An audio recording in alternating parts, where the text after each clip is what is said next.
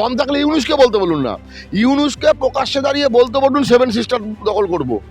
ইউনুসের গলা টুটি টিপে নরেন্দ্র মোদী মেরে দেবে। ওপার বাংলায় ইউনুস মোল্লার নেতৃত্বে জেমসের ওপর আক্রমণ হচ্ছে, এপার বাংলায় মমতাজ বেগমের নেতৃত্বে লগ্নদিতা চক্রবর্তীর ওপর আক্রমণ হচ্ছে। তাতে কিছু ওই গাঁজাখোর কিছু আল্যাংলা ওরা যে হুমকি দিচ্ছে, ও হুমকি এখানে ফুটপাতে দাঁড়িয়ে পশ্চিমবঙ্গ যে কেউ দিতে পারে, ওর কোনো দাম নেই।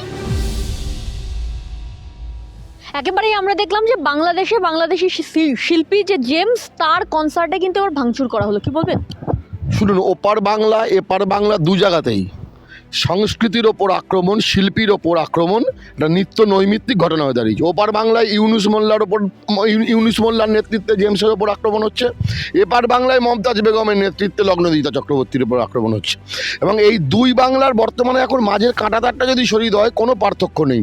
আজকে বাংলাদেশ এবং আমাদের পশ্চিমবঙ্গ, ওপার বাংলায় দীপু দাস হলে এপার বাংলায় হরগোবিন্দ দাস, মানে বাংলাদেশ পশ্চিমবঙ্গ দুটো জায়গাতেই আজকে ইসলামিক সন্ত্রাসবাদ যেভাবে মাথাচাড়া দিয়ে উঠেছে, একের পর এক বাংলাদেশে আমরা দেখতে পাচ্ছি ছায়ানটে আক্রমণ, সংবাদ মাধ্যমের অফিসে আক্রমণ, একই রকমভাবে আমাদের এপার বাংলায় হতে হয়। ওই কারণে বললাম বাংলাদেশ পশ্চিমবঙ্গ এবং 2000 একেবারে কাজী নজরুল ইসলামের মূর্তিও পর্যন্ত ভাঙা হচ্ছে। আমরা এতদিন দেখেছি মুজিবুর রহমানের মূর্তি ভাঙা হয়েছে, শেখ হাসিনার ছবিতে কালি দেওয়া হয়েছে, কিন্তু এখন দেখছি একেবারে কাজী নজরুল ইসলাম, তার ছবি ভাঙা হচ্ছে, তার মূর্তি ভাঙা।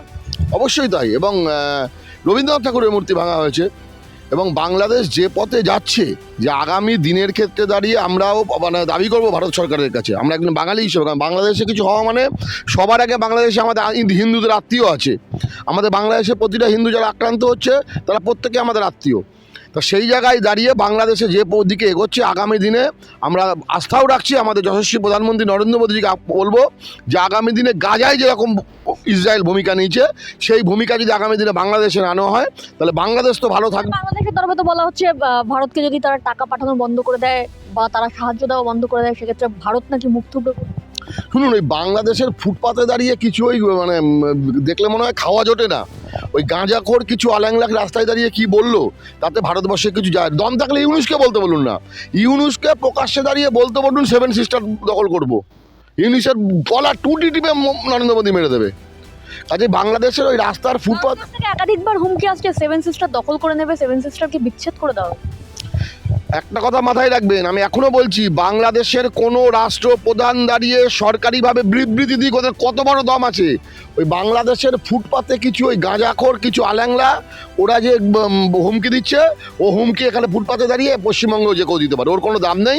আর ভারতবর্ষ যদি মনে করে বাংলাদেশের বাপ যারা ছিল তাদের ঘরে ঢুকে শাসন করে এসছে, পাকিস্তানের জারজ সন্তান হলো বাংলাদেশ, ওদের বাপ বাংলাদেশ, সে বাপের ঘরে ঢুকে গিয়ে বা ভারতবর্ষে এয়ার স্ট্রাইক করে এসছে। বাংলাদেশ তো চুনোপুটি, পাকিস্তান চীন এখন ভারতের রক্তচক্ষুকেও ভয় পায়। কাজে বাংলাদেশ কোনো বিষয় না। বাংলাদেশকে একদিন মনে করলে আমাদের ভারতবর্ষ লাগবে না। বাংলাদেশকে যদি মনে করে পশ্চিমবঙ্গ গিয়ে ধ্বংস করে দেবে, আমরা পশ্চিমবঙ্গে যা সনাতনী আছে তারাই যথেষ্ট বাংলাদেশকে ধ্বংস করে দেওয়ার জন্য। ধন্যবাদ।